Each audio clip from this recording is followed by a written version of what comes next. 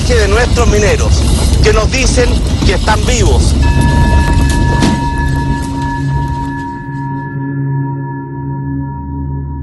Hoy día tenemos un sistema perverso, no constituimos un país libre porque justamente el endeudamiento es una nueva forma de esclavitud.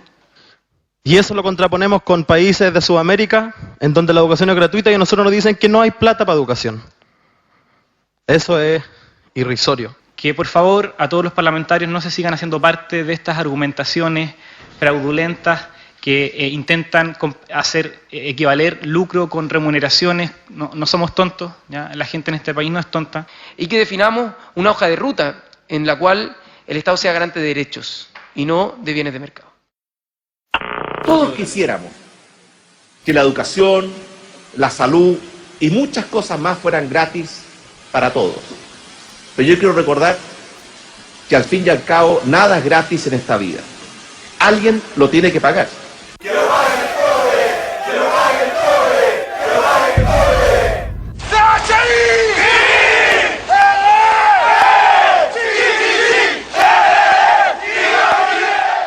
La definición de Allende es la que más me gusta a mí. Es el sueldo de Chile. El país vive básicamente de su riqueza minera y particularmente del cobre. Pero en este punto del planeta llamado Chile se concentra entre el 40 y el 50% de las riquezas de cobre conocidas en el mundo.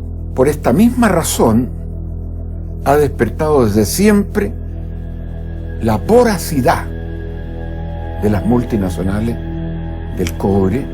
Codelco es la empresa más grande de cobre del mundo. Hoy día produce en torno a 1,7 millones de toneladas de cobre fino, siendo el productor de cobre más importante del mundo. Es una empresa 100% estatal. El principal problema es que la ganancia legítima del cobre hoy día no queda en manos de Chile y los chilenos. Chile no define cuánto necesita producir de cobre cada año, cuánto es lo que quiere recaudar por la explotación del cobre. Y cuando un país como Chile tiene el 40 o más del 40% de las reservas mundiales, tú estás en una posición como país privilegiada, ¿ya? Tú puedes incidir sobre el precio y eso Chile ha renunciado.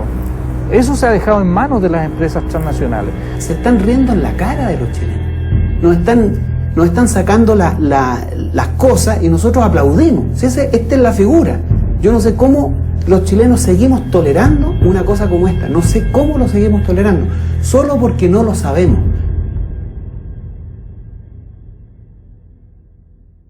Señoras, señores, este acto tiene una extraordinaria trascendencia y podría decir que es quizás el más importante después de nuestra independencia en cuanto él significa una modificación a la Constitución política que acentúa y da fuerza al sentido nacional de nuestra patria.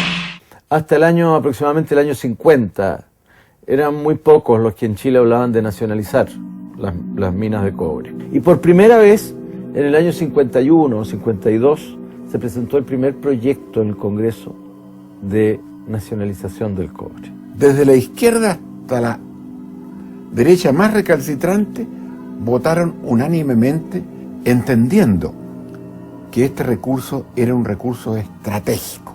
El cobre se nacionalizó en Chile a través de una reforma constitucional y se aprobó por unanimidad.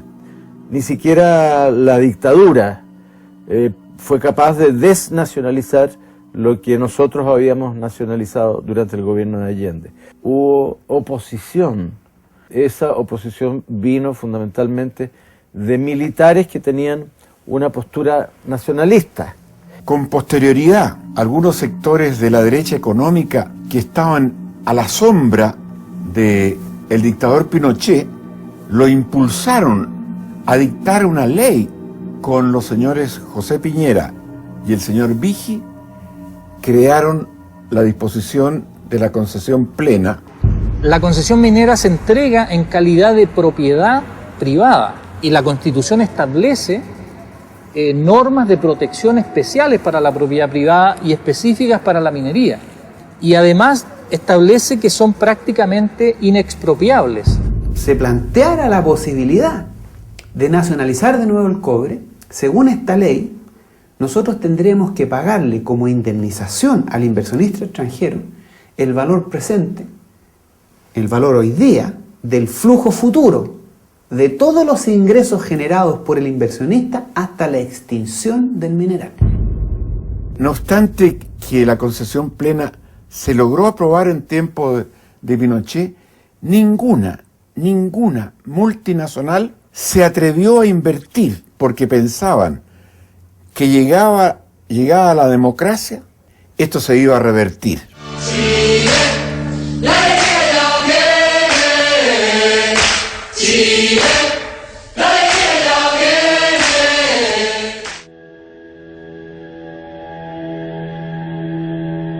En el periodo de la concertación fue el momento en que se hicieron estas grandes inversiones mineras privadas, porque la legislación que venía de la dictadura respecto a la inversión de las mineras no se modificó, oye, es más, se facilitó. Es cuando se comienza a invertir y a revertir la nacionalización del cobre, y desde 350.000 toneladas que ellos explotaban al término de la dictadura de Pinochet en 1990 hasta el 2010, ellos logran que se les traspase 171 millones de toneladas de cobre, que traídas a su valor presente, menos el costo de explotación, significan haberle traspasado gratuitamente 1.300.000 millones de dólares. Una transferencia gratuita fabulosa,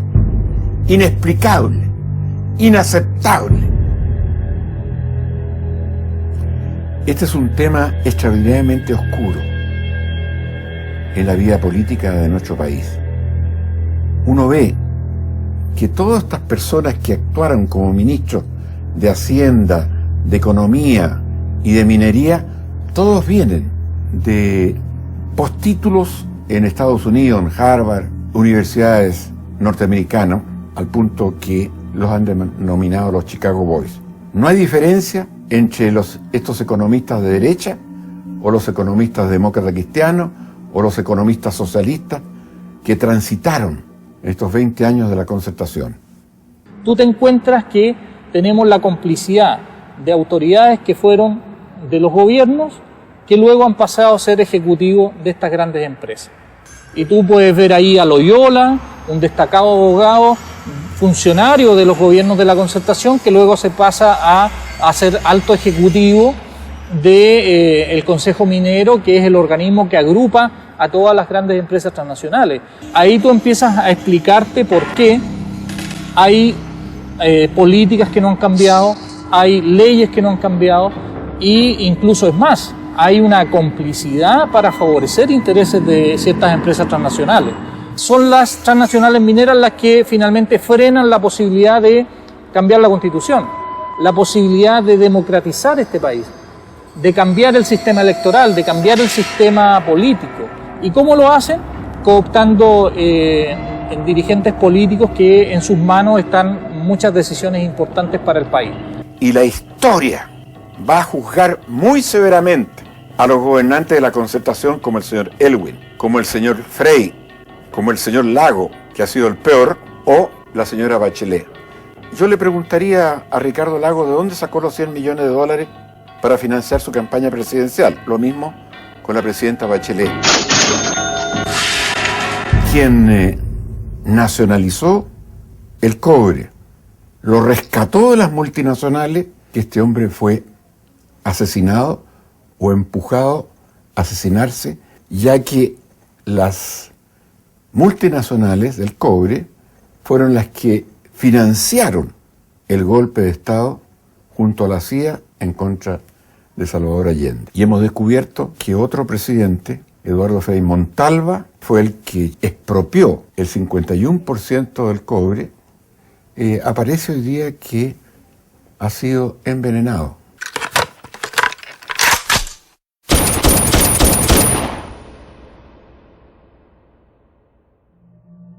Yo no hablaría de una evasión de impuestos, pero sí de lo que se llama una elusión, que se busca ponerse en una posición que permite no pagar. Por ejemplo, el generar pérdidas.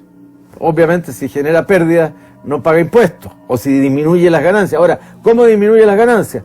Hay muchas formas. Por ejemplo, endeudarse con bancos que son del mismo holding, del mismo grupo. Entonces la empresa pide un crédito a un banco que es propiedad de la empresa madre y el banco le aplica intereses muy altos. Una de las grandes innovaciones que se hacen en la reforma tributaria de Alejandro Foxley, se pasa de tributar sobre la renta presunta a la renta efectiva. ¿Qué significa que sea renta presunta? Significa que Impuesto Interno estima las utilidades del inversionista y le aplica un impuesto. Si pasamos a la renta efectiva, Impuesto Interno solo puede cobrarle impuestos en la medida que existan realmente utilidades. Y a partir de esa reforma tributaria del 93, nunca más y durante 10 años las compañías multinacionales tuvieron utilidades.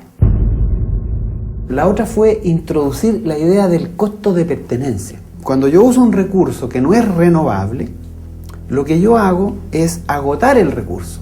Lo que hoy día estoy sacando, mañana no lo podré sacar. Por lo tanto, yo tengo que compensar al dueño de este recurso por esa pérdida.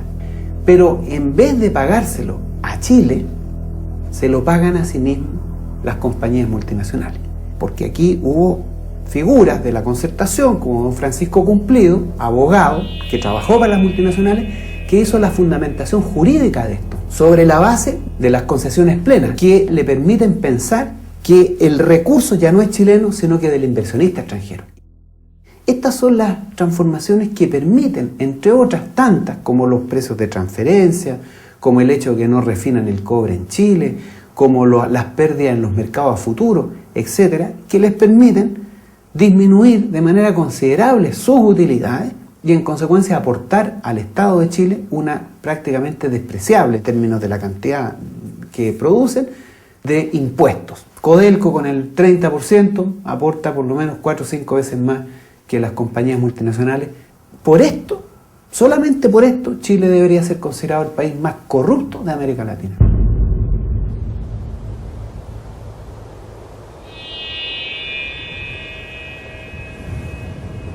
El mineral, cuando se extrae cobre, pero lo que sale no es solo cobre, viene mezclado.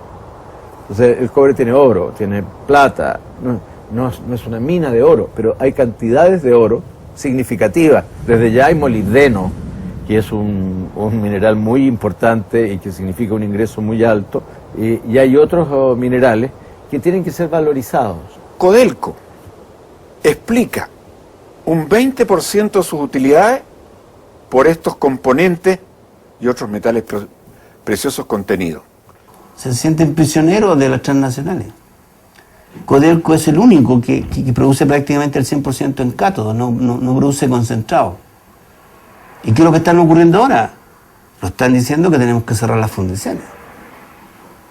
¿Para darle qué? El monopolio a los chinos o a los indios con respecto al tema de fundiciones. En definitiva, estas multinacionales pagan menos que lo que tiene que pagar un jubilado por su modesta jubilación, que lo que compre paga un 19%. Si alguien hace una exploración, si alguien hace una explotación, trae maquinaria, mete tecnología, capital, tiene que ser remunerado. Pero remunerado con los volúmenes con que son remunerados hoy día las grandes empresas transnacionales que explotan el cobre en Chile.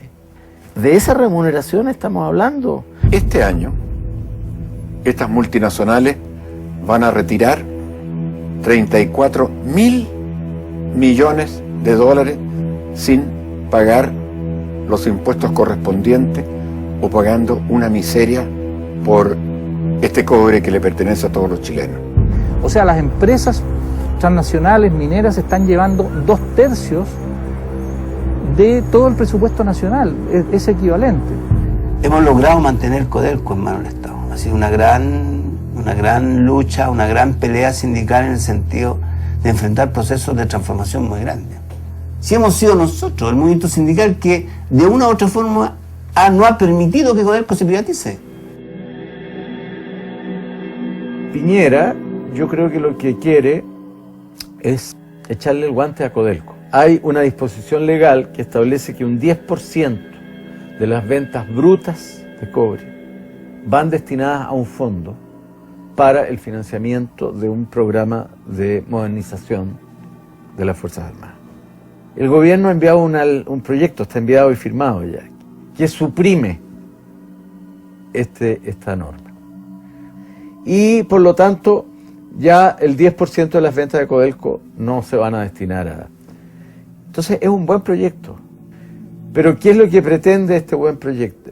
Pretende limpiar el camino, porque ningún inversionista privado se interesa por Codelco si tiene esta carga de que un 10% de las ventas tiene que ser entregado a las Fuerzas Armadas. Entonces, le sacan esta carga. Lo que yo estoy diciendo, por lo menos, el presidente haga una adición al proyecto, no suprima el 10% de las ventas brutas de cobre para armamento, sino que destine ese 10% a un fondo para la educación pública. Cambiemos armas por educación y dejemos Codelco donde está. Ellos están diciendo que se invertirían 50.000 millones en los próximos 7 años. O sea, eso es más que duplicar toda la explotación e inversión minera que se hizo en 2 décadas. Y eso es irracional.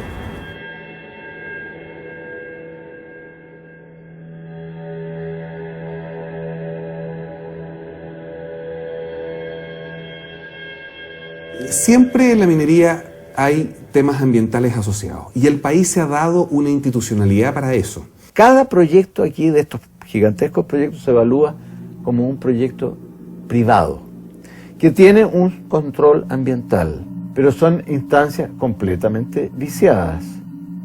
Son instancias que no cumplen su función. Es una instancia que está integrada mayoritariamente por funcionarios de exclusiva confianza del presidente de la República.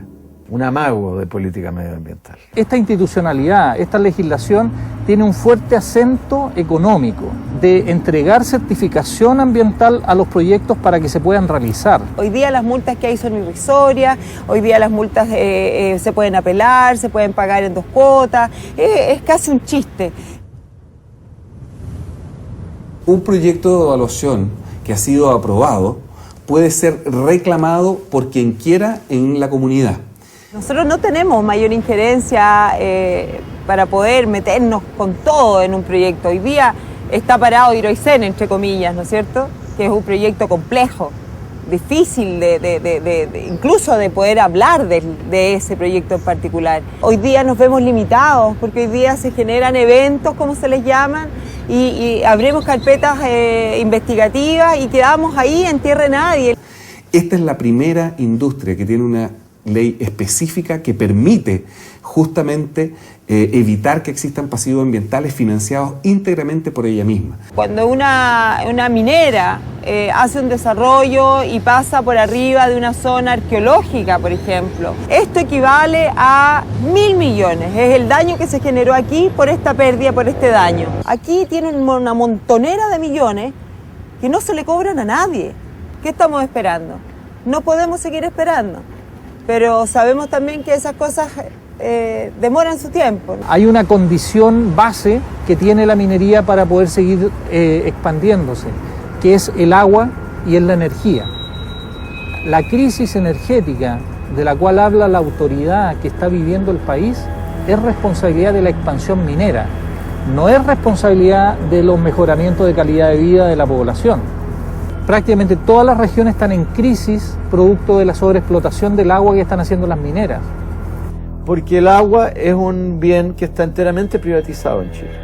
A través del Código de Aguas que se dictó en el periodo de la dictadura y que no ha sido modificado, el agua está conceptual dividida, fragmentada en derechos. Queremos que exista más suministro de agua y para eso estamos trabajando en proyectos de desalinización de agua.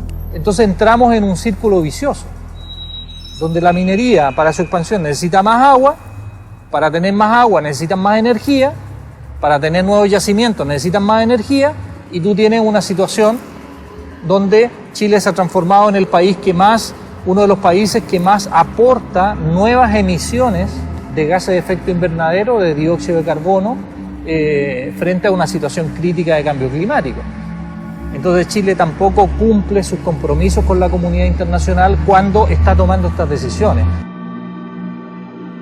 En consecuencia, la minería va a aportar en torno a 5 proyectos de plantas de desalinización. La inversión más grande que un sector haya hecho para suministrar mayor cantidad de agua en la historia del país. Ha sido la minería, justamente con el desarrollo público y privado, la que ha permitido que existan también nuevas inversiones en el área, de manera tal de poder suministrar más agua a los procesos productivos y ir en el tiempo dejando que la mayoría de esos derechos puedan ser asociados hacia el consumo de la población u otras actividades. Por lo tanto, esto es un trabajo muy grande que se ha hecho tanto a nivel público como en privado, de generar otro ejemplo más de minería sustentable, como es sacar agua de algo que es infinito, como es el mar. Y hoy día Copiapó está enfrentando una situación dramática de aprovisionamiento de agua para los seres humanos. No solamente en Copiapó, lo estamos viviendo en la quinta región, también en la cuarta región. Hoy día hay gente que está haciendo sus necesidades, lamentablemente, en bolsas de basura. No tienen ni siquiera agua para poder beber.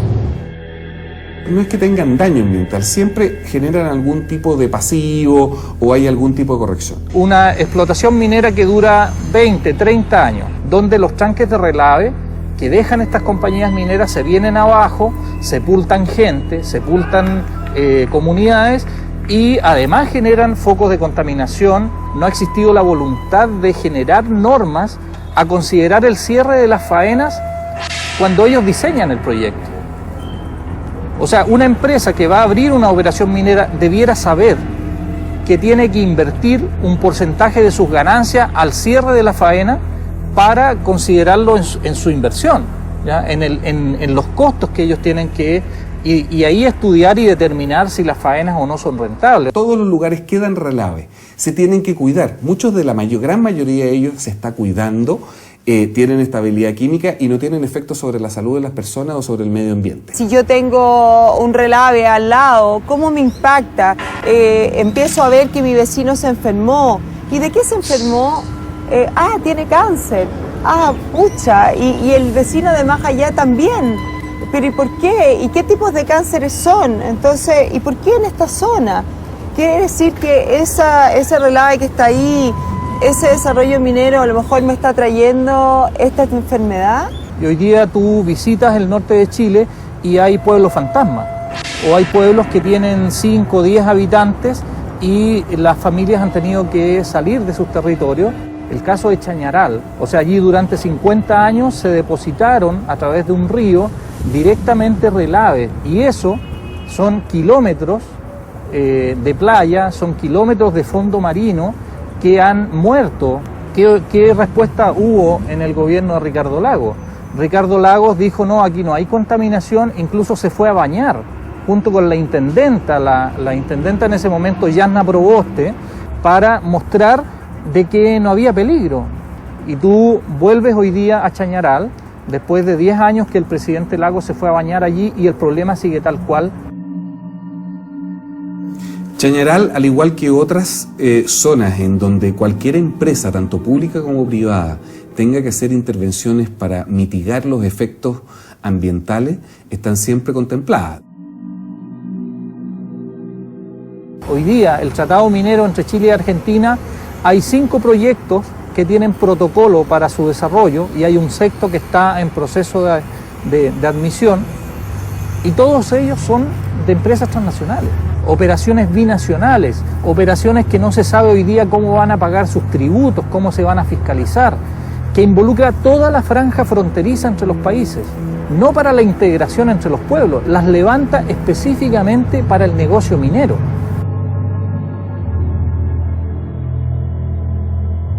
Los manejos de estas multinacionales en Chile son extraordinariamente turbios. Ellos son los que financian con auspicios a los grandes medios de comunicación de este país. En consecuencia, esto es algo que se mantiene en secreto. Es uno de los secretos mejor guardados de la economía chilena. Se inauguró el Pabellón del Rescate Minero, un espacio que recrea los hitos del salvataje más importante realizado en esta actividad. Me da la sensación de vivir en un país sometido, ignorante, manipulable, ¿no? Es decir, basta con que la televisión ponga 3, 4 cosas relativamente sensibles y las reitere y ubique figuras públicas que vayan conduciendo esta emocionalidad y tenemos al país conducido en la dirección que estos manipuladores quieren. O sea, a eso a mí me parece muy poco respetuoso. Encuentro que es afortunado que hayan podido salvar la vida, me alegro que haya sido así, pero detrás de eso lo que hay es una situación que todo el mundo conoce. Hay ahí una realidad oscura muy compleja. Muestra la carencia y la omisión de la política minera del Estado de Chile hacia el sector minero. Por ejemplo, Chile no ha ratificado un convenio de la OIT que tiene relación directa con las condiciones de seguridad de los trabajadores en las minas. Y tú te fijas que en el último año hay más trabajadores muertos en la minería que en los años anteriores. Es que si los dirigentes sindicales en esa oportunidad, por eso que es súper importante esto, no se hubiesen puesto firmes frente al ministro de Minería que había en esa oportunidad y que iban a abandonar, porque ellos iban a abandonar el rescate, eso era lo efectivo que había en ese minuto. Y si no hubiese existido una empresa como Codelco, nadie se hubiese arriesgado a poder rescatar a nuestros compañeros. Nadie.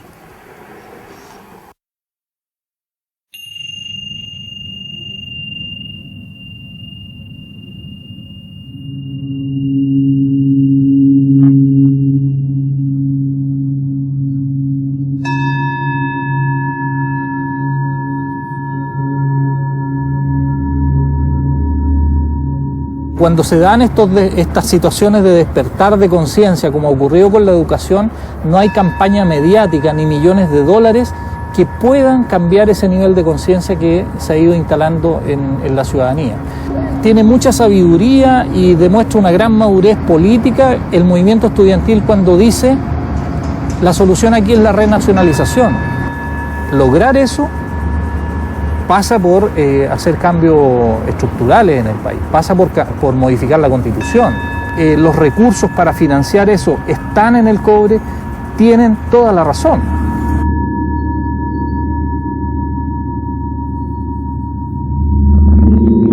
El tema que ha nacido del movimiento estudiantil es un tema súper importante. Ha puesto los temas y ya estamos hablando de una reforma constitucional en el país, cosa que para nosotros, como dirigentes sindicales que somos muy claros, no la veíamos.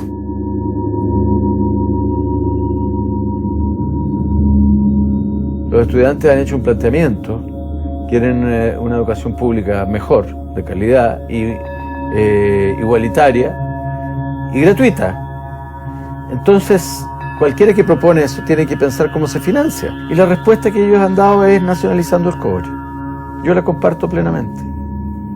La educación tiene que estar garantizada, su calidad y su accesibilidad. Bueno, ¿dónde se garantiza eso? Como derecho, en la Constitución. Es muy satisfactorio saber que va a haber lucha y batallas.